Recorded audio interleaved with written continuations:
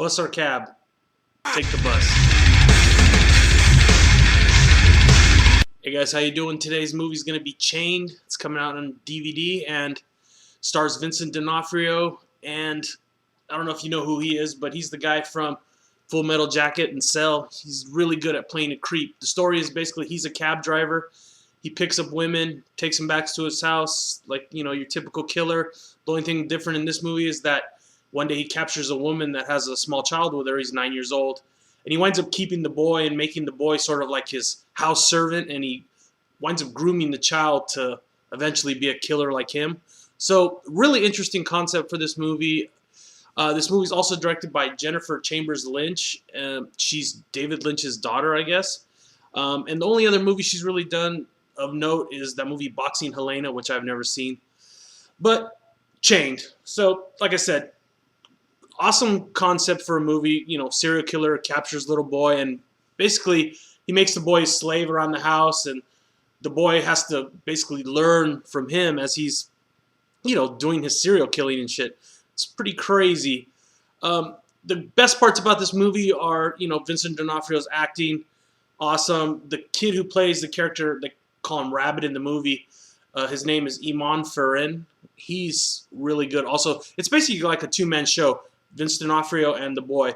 So, you know, you have minimal characters, and like I said, the best parts are the interaction between them two, and you're finding out more about Vince D'Onofrio as the movie goes on, how he was abused by his father, these sorts of things, and you know, he's really warping this kid as the movie goes on, as he's grooming him to become a serial killer.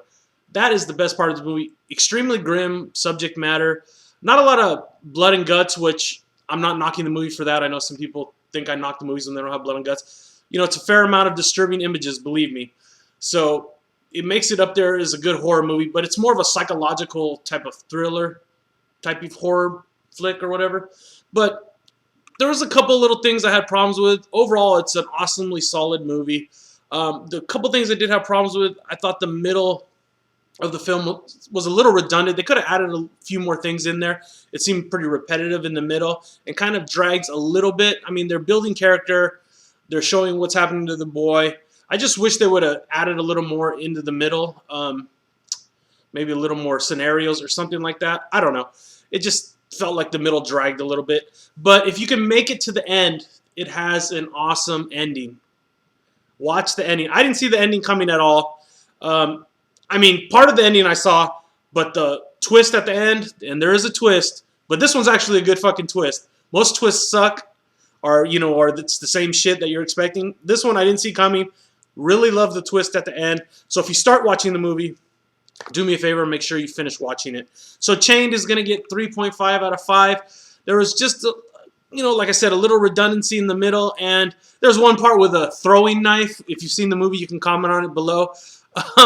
That was just totally out of place. Apparently, there was also some scenes cut from this movie, so it could be, rated R. Initially, I guess it was going to be NC-17. From the looks of the movie, you would never think it would get an NC-17 rating, but, I saw the R-rated version, so maybe on Blu-ray or whatever, it's going to have a unedited version. But I don't think it really needs it. It's a good flick. Solid 3.5 out of 5. Rent it if you get a chance. You're not going to get any laughs from this movie. There's zero comic relief, but it's a really good flick to watch. I don't think you'll regret watching, especially if you're a horror fan.